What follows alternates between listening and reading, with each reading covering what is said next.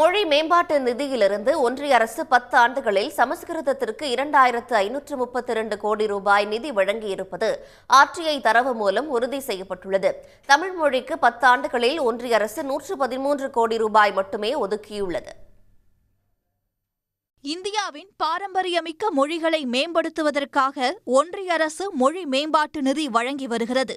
தமிழ், சமஸ்கிருதம், தெலுங்கு, கன்னடம், மலையாளம் மற்றும் ஒடியா ஆகிய செம்மொழிகள் வளர்ச்சிப் பணிகளுக்கு இந்த நிதி பயன்படுத்தப்படுகிறது.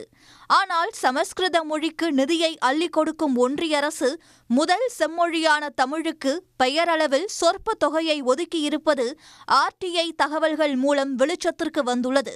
2014-15 மற்றும் 2024-25 ஆண்டுகளுக்கு இடையே சமஸ்கிருதத்தை மேம்படுத்த ஒன்றிய அரசு செலவிட்ட தொகை 2532 கோடியே 59 லட்சம் ரூபாய்.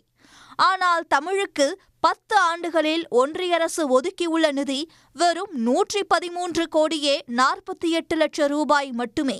இது சமஸ்கிருதத்துக்கு ஒதுக்கப்பட்ட நிதியை விட 22 மடங்கு குறைவாகும்.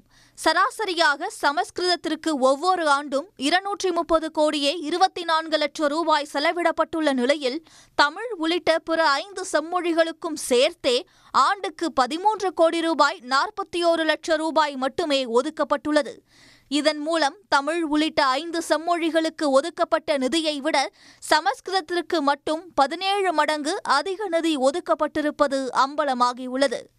சமஸ்கிருத மொழிக்கு நிதியை வாரி வழங்கும் ஒன்றிய அரசு தாய்மொழி உள்ளிட்ட பிற செம்மொழிகளை மாற்றாந்தாய் மனப்பான்மையுடன் நடத்துவதாக பல்வேறு தரப்பினரும் குற்றம் சாட்டியுள்ளனர்.